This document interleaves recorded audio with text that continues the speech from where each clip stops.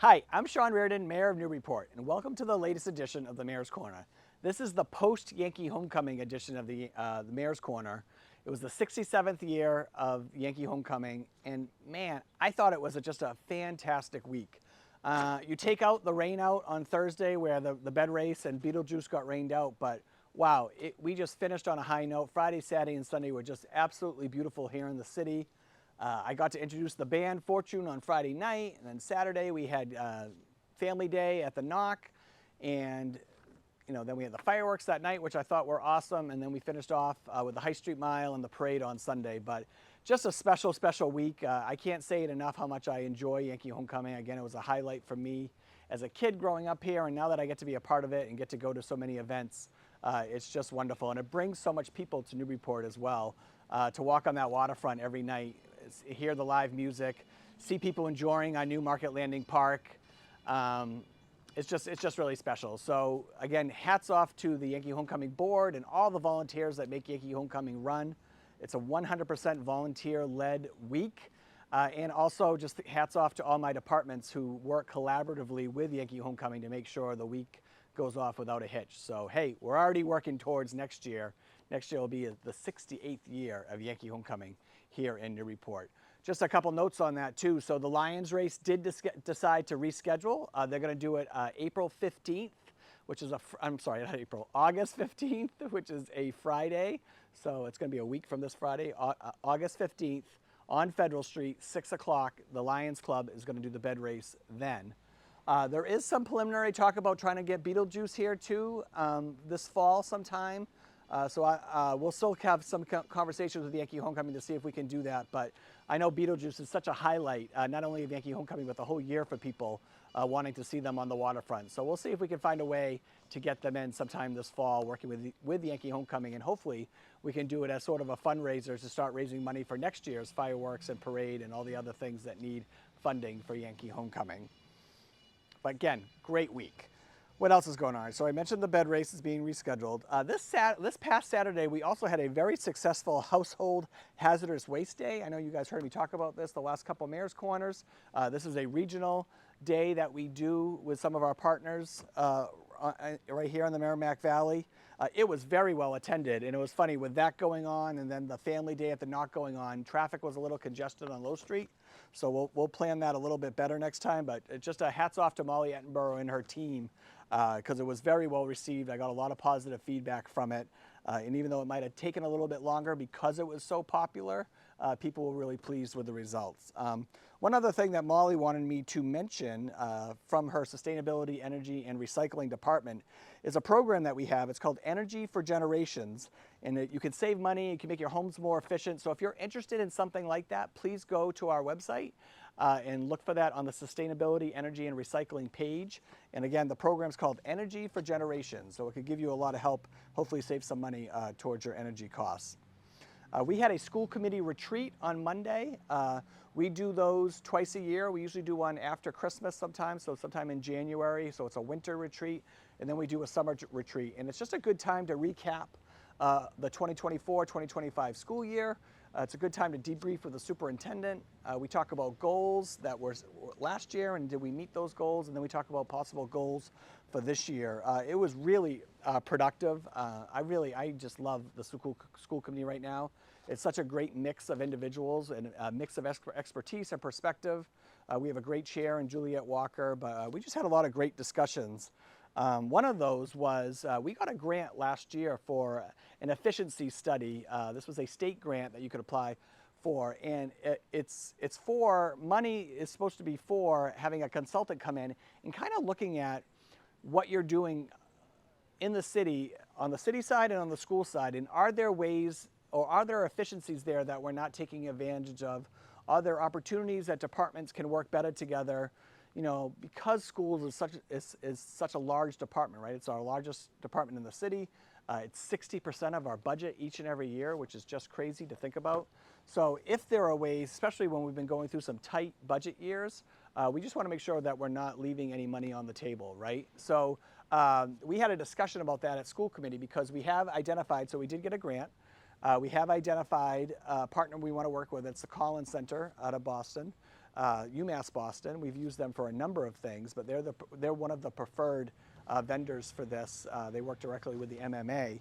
But we would like to engage with them, and for them to do that, we would need a letter of support from the school committee. So we did decide to do that, and so we're going to get working on that with the vice chair, Juliet Walker, and get that letter out the door, because we'd like to get working on this now, hopefully get some sort of report for them at the beginning of 2026, and then we can start having that's when we start making decisions around the budget, and are there things recommended in that report that we can try to implement here in Newburyport. So again, it doesn't tie us to anything. Any kind of changes and things like that would have to be voted on not only by the city council but the school committee, because it involves both departments, the city side and the school side. So I just think it's a really worthwhile thing. I mean, things like HR, IT, facilities, those are all things that we have kind of two different things right now, or in some cases nothing at all, and just on the school side.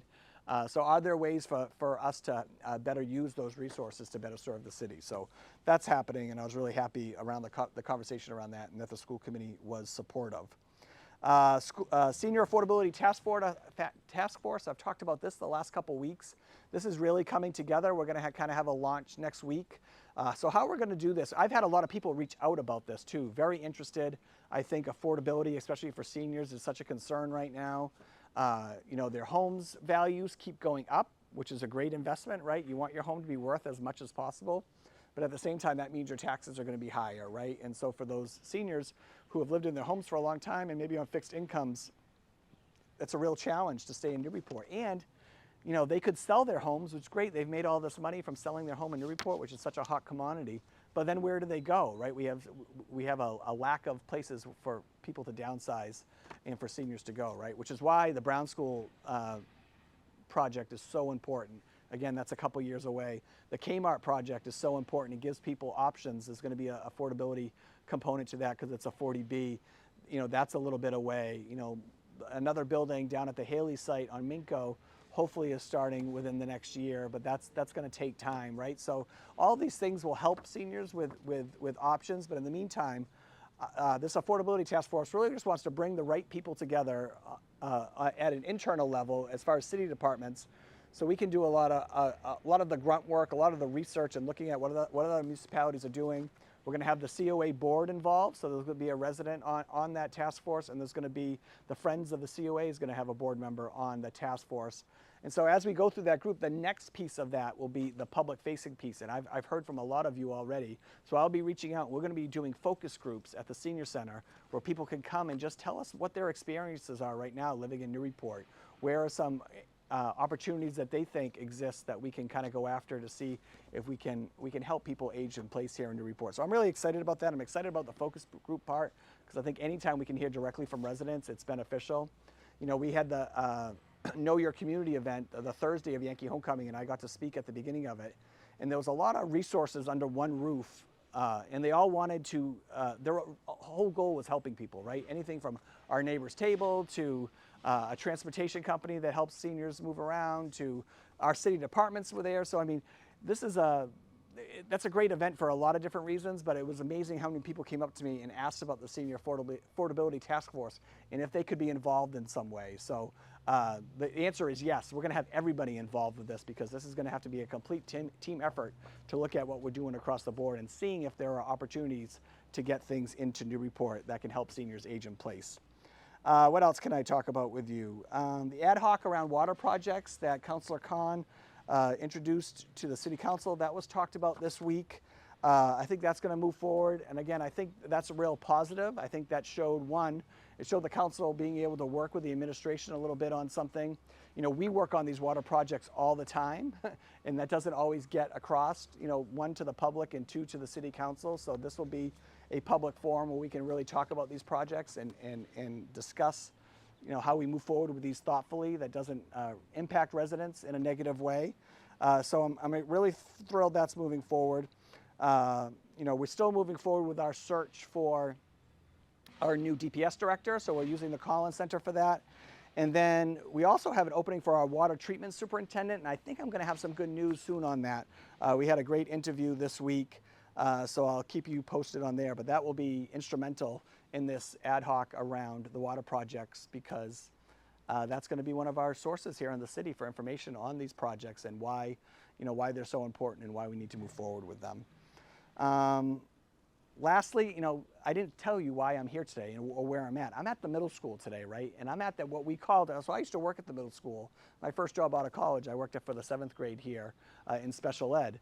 And I also went to this school, right, when it was a grades 5 through 8 school. Now we have 2 schools here. We have the Rupert A. Knock Middle School, 6-8, and then we also have the Edward Mullen Upper Elementary School, which is 4-5.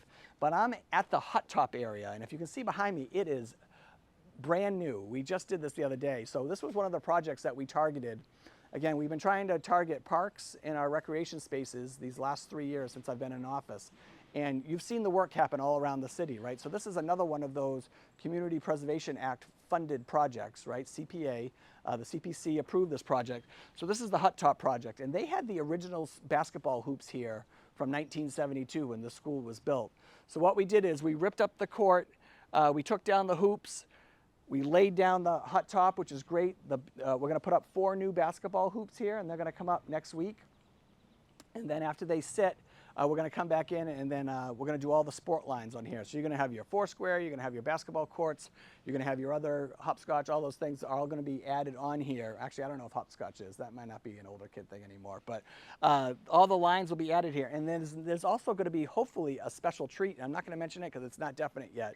But we're going to come back when this is all done and show you. But we're really excited about this project. The schools have been asking for this for years. Again, it's another one of those projects we can check off the list that people have been asking for a long time. But we're excited to get that done. And just finally, street work is coming up, so you're going to see some things happening. The top layer paving is going to be done on 7 streets. That's coming up starting next week. And then just a reminder, State Street is finally getting done end of September, going into October, along with Garden and Otis.